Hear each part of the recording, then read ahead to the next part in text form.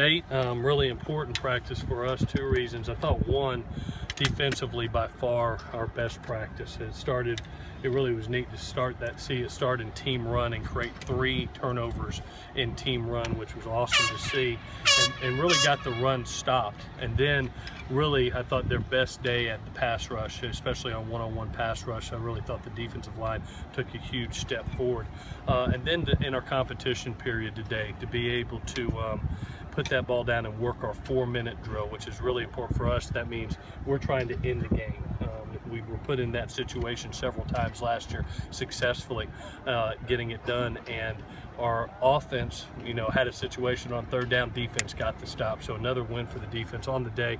Really proud of our defensive effort. Injury-wise, it was great to get a couple guys back out. You saw Osa get a little teamwork today. Chinna coming back, getting teamwork today. John Houston there at the end, getting some teamwork. So it was good to get a couple guys back.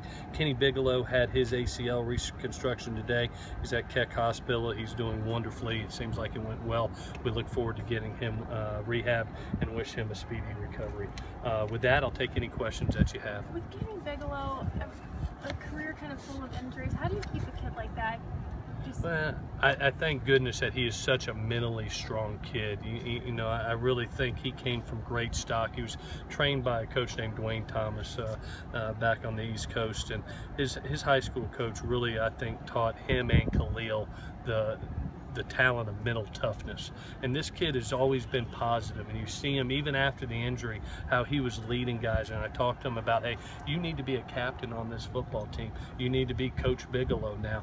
The fact of the matter is, you look out there and there's a bunch of young guys. He's the oldest guy out there, and those kids listen to him and they respect him. They respect that he did coming back from that first injury.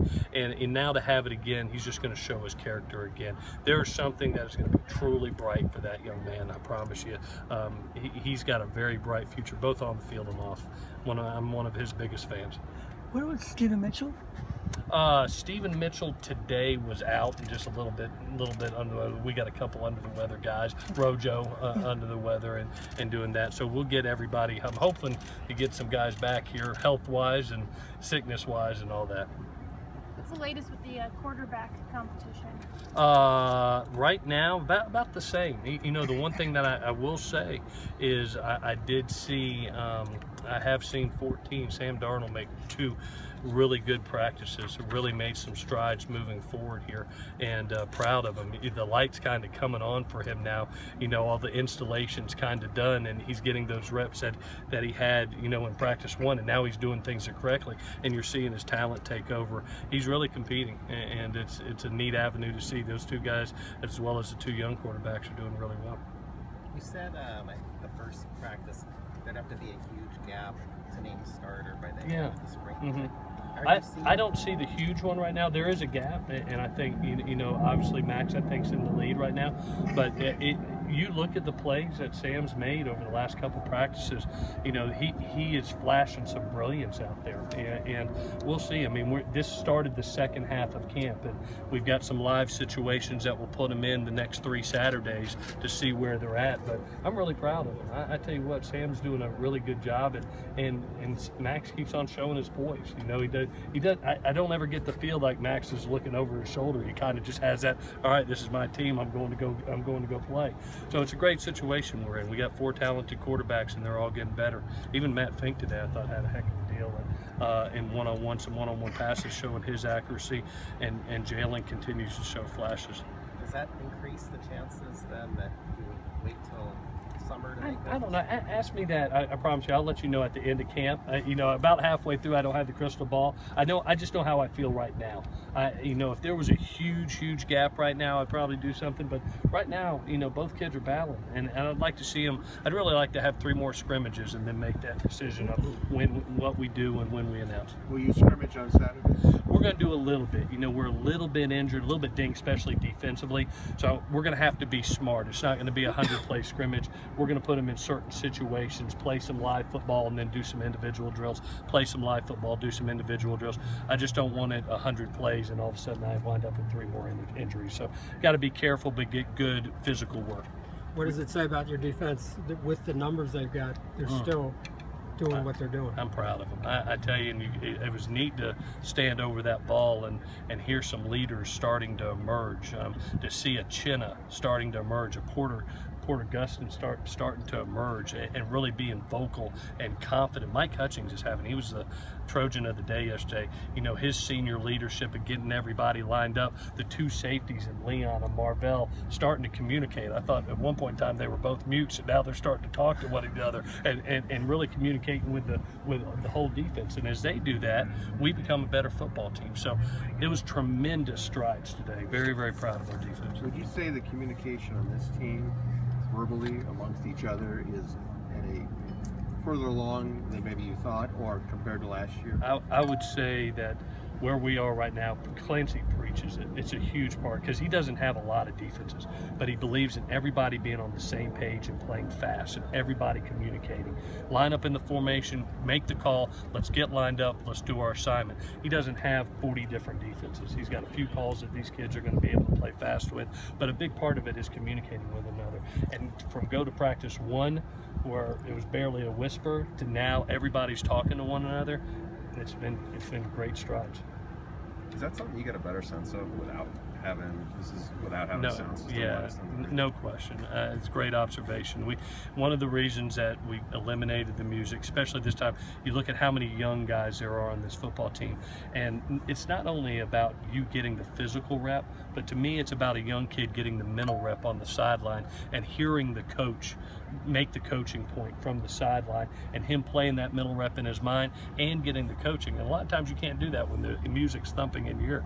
There's a time for that, you know. Pre-game, great, have music. Sometimes after that game and you get the big victory, the music. But in this setting right now, it's all about ball, and it's about us playing the game that we love and getting better technique and fundamentally. That's what spring football is. Have there been any players or a player that's really somewhat surprised you so far this spring? You know, I love the strides. I talked earlier about how much strides Ced Ware is making at the running back position. I think our entire offensive line, you know, from what they're doing, where they ended off last season to what they're doing now, they're another group that's communicating with one another. And when you look at those two senior tackles and three juniors in the middle, they're a very solid front. I've been really pleased with what Coach Callaway has done with those guys. Defensively, really the guy that I anticipated it from, but is making plays all over the field, is Biggie Marshall.